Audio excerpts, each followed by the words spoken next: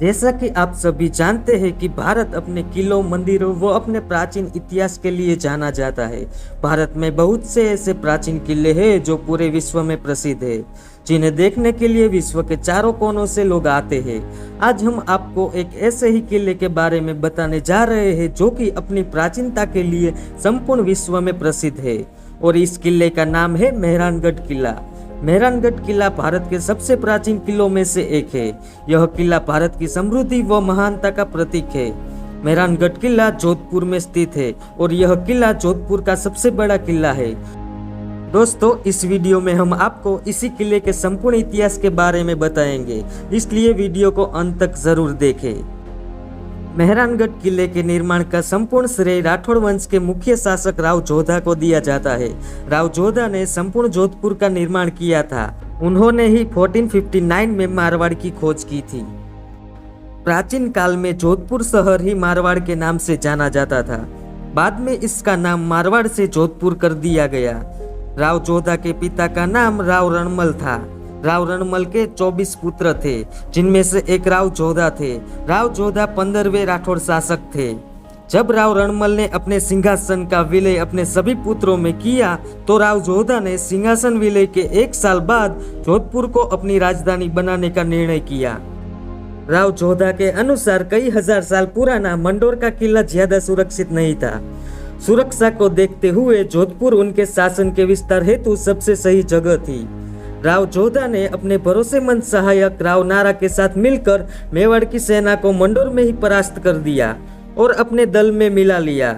इसके बाद राव जोधा ने राव नारा को दीवान का पद प्रदान कर दिया। राव जोधा ने अपने दीवान राव नारा के साथ मिलकर 12 मई 1459 को नए किले की नींव रखी। यह किला मंडोर से 9 किलोमीटर दूर दक्षिण की ओर है, जबकि राजस्थान के जोधपुर शहर से सिर्फ 5 किलोमीटर दूर स्थित है। इस किले का निर्माण महाराजा जसवंत सिंह ने पूरा करवाया था। किले का निर्माण एक चट्टानी पहाड़ी पर किया गया था। इस पहाड़ी को भोर चिड़िया के नाम से जाना जाता है। राजस्थानी भाषा के उच्चारण के अनुसार इस किले का नाम मिहिरगढ़ से बदलकर मेहरानगढ़ बन गया। एक पौराणिक गाथा के अनुसार जिस पहाड़ी पर मेहरानगढ़ किले का निर्माण शुरू हुआ था, उस पहाड़ी पर पहले से ही कई लोग रहते थे, जिनमें साधु भी थे।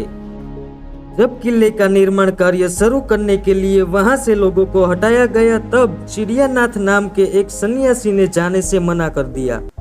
फिर सन्यासी को जबरदस्ती वहां से निकाला गया। तब सन्यासी ने राव जोधा को शाप दिया कि एक समय में तुम्हारे किले में पानी का अकाल पड़ जाएगा। इसके बाद राव जोधा ने सन्यासी के शाप से बचने के लिए उनके लिए घर बनवाया और किले में कई मंदिर भी बनवाए गए। इन मंदिरों में सन्यासी अपना ध्यान लगाते थे। ऐसा करने के बावजूद भी सन्यासी के शाप का असर आज तक खत्म नहीं हुआ है। आज भी यहाँ 3 से 4 साल के बीच पानी की बहुत कमी महसूस होती है। मेहरानगढ़ किले का निर्माण सुंदर बलुआ पत्थरों से किया गया था। इस किले की चौड़ाई 68 फीट और ऊंचाई 117 फीट है। मेहरानगढ़ किला शहर से 410 फीट की ऊंचाई पर बना हुआ है। यह किला दिल्ली के कुतुब मीनार से भी ऊंचा है। कुतुब मीनार की ऊंचाई 73 मीटर है। इस किले की दीवारें 10 किलोमीटर तक फैली हुई है। इस किले में बहुत से महल है, जो कि अपनी नक्काशी व महंगे आंगन के लिए प्रसिद्ध है। मेहरानगढ़ में प्रवेश के लिए घुमावदार रास्ता है। इस किले पर कई बार आक्रमण हुए हैं, जिनमें से इस किले को सबसे ज्यादा क्षति आमेर द्वारा किए गए हमले ने पहुंचाई थी। आमेर की सेना द्वारा किए गए तोपों के गोले के आक्रमण की छवि आज भी स्पष्ट रूप से दिखाई देती है। इस किले में कुल 7 दरवाजे हैं। उनमें से लोहपोल किले का अंतिम द्वार है, जो किले के परिसर के मुख्य भाग में बना हुआ है। इसकी बाईं तरफ ही रानियों के हाथों के निशान है, जिन्होंने 1843 में अपने पति राजा मानसी के अंतिम संस्कार में खुद को कुर्बान कर दिया था। मेहरानगढ़ किले के भीतर बहुत से बेहतरीन चित्रित और सजे हुए महल है, जिनमें मोती महल, फूल महल, शीश महल, सिले खाना और दौलत खाने का समावेश है।